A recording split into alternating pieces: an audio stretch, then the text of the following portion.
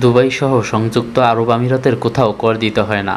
এছাড়া বিশ্বের অন্যান্য শহরে যখন বিলাসী জীবনযাপন করা দিন দিন কঠোর হয়ে পড়েছে, তখন দেশটিতে সহজেই এমন জীবনধারা উপভোগ করা যায়। সংযুক্ত আরব আমিরাত, বিশেষ করে দুবাই শহর লম্বা সময় ধরে আশেপাশের দেশের ধনীদের স্বাগত জানিয়ে আসছে।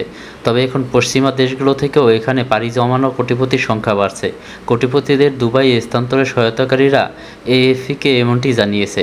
পরামর্শক প্রতিষ্ঠান হেনলি অ্যান্ড পার্টনার্সের হিসাব অনুযায়ী চলতি বছর বিশ্বের নানা প্রান্তের কোটিপতিরা নজরবিহীনভাবে আরব আমিরাতে পাড়ি জমাবেন। এই সংখ্যা দাঁড়াতে পারে ৯,৮০০, যা বিশ্বের যে কোনো দেশের চেয়ে বেশি। আরব আমিরাতে নিরাপত্তা ব্যবস্থা বেশ কড়া। দেশটি ধনীদের জন্য আকর্ষণীয় জায়গা হিসেবে নিজেদের গড়ে তুলেছে। অর্থনৈতিক ও রাজনৈতিক স্থিতিশীলতা, অপরাধের নিম্নমুখী হার, ব্যবসাবান্ধব পরিবেশ ও অবাধ বিলাসিতার সুযোগ থাকায় দেশটিতে কোটিপতির কাছে জনপ্রিয় গন্তব্য।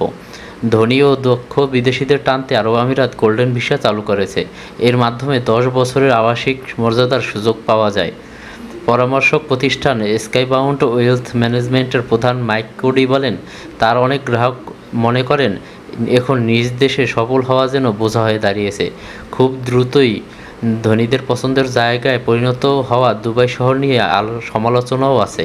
স্বল্প বেতনে অভিবাসী শ্রমিকদের ঘাম ঝরানো পরিশ্রম এখানকার অর্থনীতিতে টিকে আছে, কিন্তু সেখানে এখন শ্রমিক ব্যাপক বৈষম্যর শিকার হন।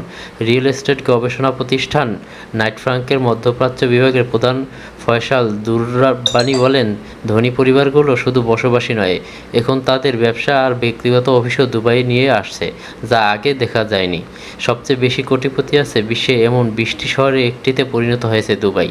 শহরটিতে বর্তমানে ৮১,২০০ কোটিপতি ও ২০ জন শত কোটিপতি বসবাস করেন।